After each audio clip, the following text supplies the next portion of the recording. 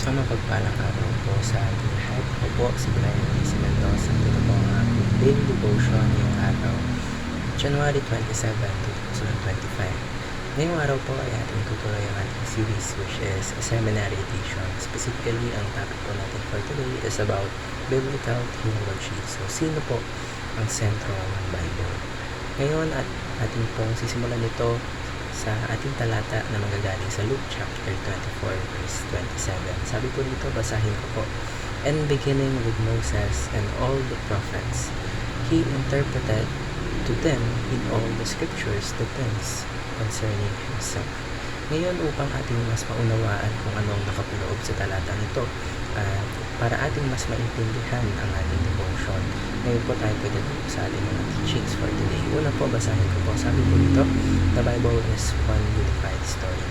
So, yung Biblia po, it is not just a collection of separate books, but it is a single continuous narrative which reveals God's plan from beginning to end. So, lahat po ng parte ng Biblia is talaga nagko-contribute sa purpose ng ating Panginoon.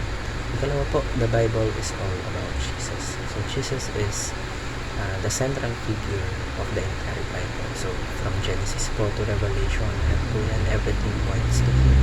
So, His coming, yung mga kanyang ginawa, and His ultimate way in understanding this, talaga matutulungan tayo na makita kung ano ang talagang kahulugan ng Biblia.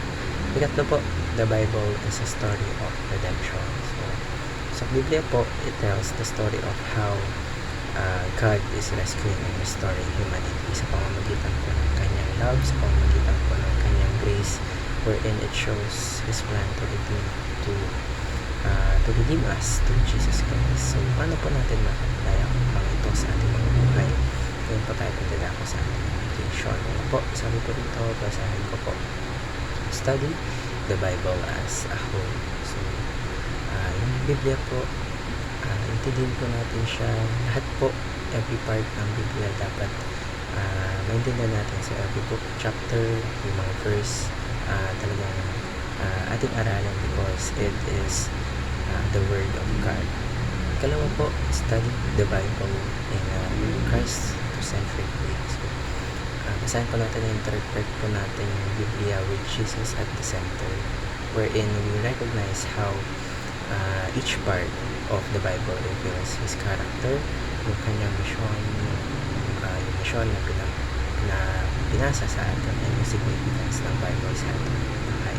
Ikatlo po, study the Bible as a continuation of redemption. So, we see the Bible as an ongoing story wherein kabilang tayong mga tao sa ngayong panahon. So, God's redemptive work is still unfolding, wherein we are invited to be part of it. Naway marami po tayong matutunan